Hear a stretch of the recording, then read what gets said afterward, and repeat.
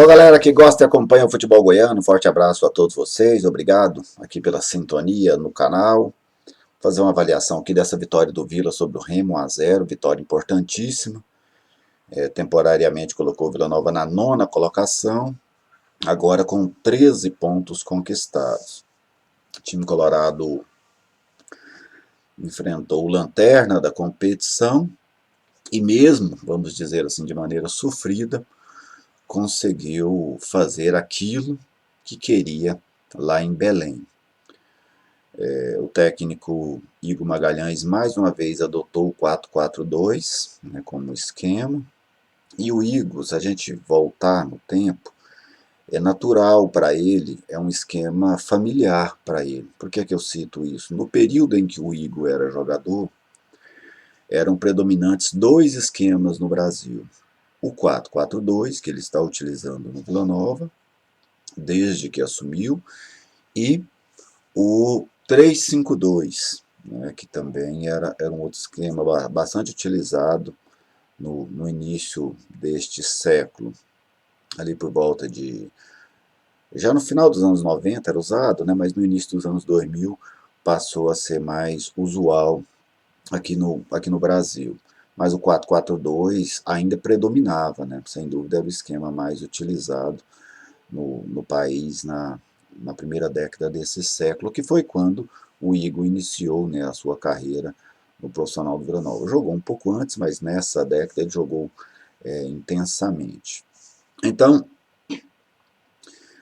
é só um outro aspecto que eu escutei muito isso, e às vezes as pessoas, e até analistas, confundem a posição do jogador original com a função que ele desempenha.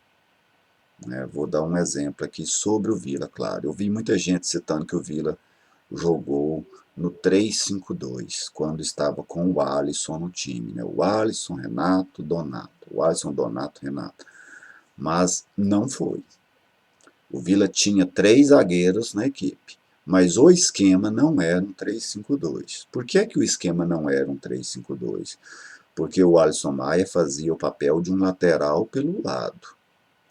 Quando o Vila se defendia, ou quando atacava, quando se defendia, o Vila tinha uma linha de 4, não de 3. A primeira linha do Vila era uma linha de 4. Algumas equipes que jogam no 3-5-2, quando elas vão se defender, essa primeira linha ela forma com 5. Por que ela forma com 5? Os 3 zagueiros centralizam e os 2 laterais voltam nas suas laterais. Aí você forma uma linha com 5, quase sempre à frente dela uma linha com 4, e lá na frente apenas o centroavante. Mas não foi o caso do Vila. O Vila jogava num 4-4-2. A questão é que o zagueiro Alisson, que é a posição de origem dele, fazia a função de lateral, não era a função de um terceiro zagueiro. Tá bem? Então o Igor não adotou 3-5-2 no Vila até este momento, talvez até adote daqui para frente, mas aquele esquema inicial que ele utilizou era um 4-4-2. Bom, no jogo de ontem, o Vila conseguiu dominar o Remo, especialmente ali nos 30, 35 primeiros minutos do primeiro tempo. Eu até citei isso lá na Rádio Bandeirantes, que eu imaginava que o Vila conseguiria isso, mas nem deu favoritismo ao Vila. Por quê? Por conta das dificuldades ofensivas.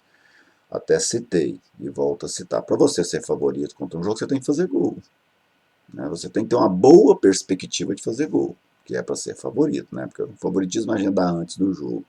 E o Vila não dá a qualquer analista essa boa perspectiva de fazer gol, devido às suas enormes dificuldades ofensivas. Tanto é que no primeiro tempo o Vila teve o controle do jogo, em muitos momentos conseguia roubar a bola em um lugar muito interessante, que é ali na linha do meio campo. Aí você pega o adversário saindo, você arma um contra-ataque, mas o Vila não conseguia fazer bem esta execução. Nem chegava a finalizar mal, até porque o Vila finalizou 3 vezes no primeiro tempo, só uma na direção do gol com o Kelvin, mas o Vila não chegava ao momento da finalização. O Vila, a jogada se desmanchava, vamos dizer assim, era evitada pelo Remo antes da finalização. O Vila errava muito no penúltimo passe, no último passe, e aí essas dificuldades fizeram com que o Vila empatasse o primeiro tempo por 0-0, mesmo tendo sido superior à equipe do Remo. No segundo tempo, o jogo teve uma característica um pouco diferente, porque o Felipe Conceição, técnico que estreava no Remo, ele soltou um pouco mais o time. O Remo tentou jogar um pouco mais. No primeiro tempo, o Remo só esperava o Vila para tentar sair num contra-ataque, mas no segundo tempo, o Remo tentou jogar um pouco mais. E aí o Vila conseguiu até uma jogada boa, essa sim, uma jogada criada, logo no início, que o Cássio Gabriel recebe pelo lado direito, toca no Arthur no meio, na intermediária, ele enfia uma boa bola para o Alisson. Ele chegou a tirar o goleiro da jogada, mas bateu e o zagueiro tirou, evitando que a bola entrasse. E o jogo ficou muito de bolas cruzadas na área, sem muita criatividade. E neste lance, num tipo desse de lance, o Rafael Donato decidiu o jogo para o Vila. Porque muitas vezes a gente vê falar, o meia decidiu, o centroavante decidiu, mas ontem literalmente o Donato decidiu o jogo. O Remo, no setor ofensivo, utilizou-se muitas bolas cruzadas, cruzou 28 bolas na área do Vila, o Donato foi soberano na maioria delas, e lá na frente ele ainda apareceu também para definir o jogo com um gol em uma jogada onde ele teve uma impulsão muito grande, ele já é um jogador muito alto, teve uma impulsão muito grande e ainda finalizou com muita qualidade. Então foi um lance em que o Donato teve muitos méritos para fazer o gol do Vila. Então o Donato, sem dúvida, a principal estrela do Vila nesse jogo lá no Baenão, e ele foi fator decisivo para essa vitória colorada. E depois disso o Remo teve uma oportunidade, que o Arthur limpou uma jogada ali dentro da área e bateu, o Jorge fez uma boa defesa, mas foi o único lance de maior perigo do Remo no jogo. Das equipes em que eu vi até agora, atuando nessa Série B, sem dúvida a do Remo foi a mais fraca que eu acompanhei. E olha que eu já assisti, estava até fazendo um exercício aqui de memória, eu acho que não teve nenhum time dessa Série B que eu não vi jogando ainda. O Remo eu já tinha visto um jogo do Remo, voltei a assistir esse jogo novamente, tive mais de um jogo do Remo, me lembro de Remo e Brasil, assisti Curitiba e Remo também, vi alguns momentos de Náutico e Remo, mas enfim, o Remo para mim é a equipe mais fraca da Série B, mas o Vila teve essa dificuldade extra, por quê? Por conta da ineficiência, da incapacidade do seu setor ofensivo, e este é um desafio para o Igor, né? Pois sem uma qualidade ofensiva, você vai ter jogos à sua mercê, como era o jogo de ontem, e que às vezes não vai sair esse golzinho do zagueiro, esse gol de uma bola aérea, porque você não consegue criar jogadas trabalhadas para finalizar com qualidade. Mas os 3 pontos foram importantíssimos, o Vila empurrou, manteve o Remo longe, abriu uma vantagem de 6 pontos para a zona do rebaixamento, e isso sem dúvida é algo muito positivo, dá mais tranquilidade.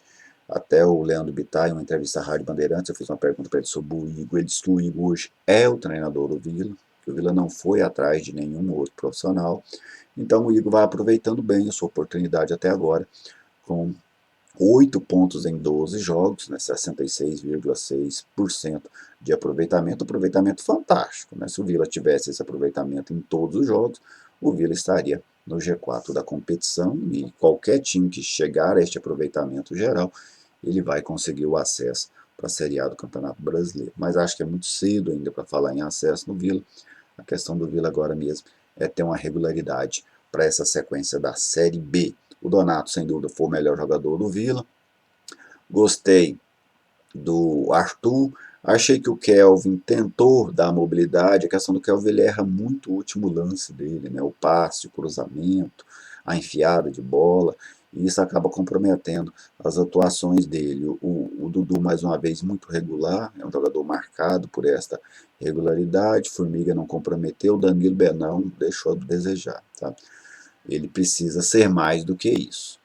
Se o futebol do Danilo Belão for esse, o Vila vai precisar trazer mais 2 laterais, um para ser titular e outro para ser reserva. Beleza, gente? Essas aí. O Cleiton estreou antes de encerrar, muito apagado, mas não chegou nada para ele, não teve uma chance de finalização, apenas ficou ali brigando com a dupla de zaga do Remo. Tranquilo, gente? Fica à vontade aí para fazer o seu comentário, concordar, discordar.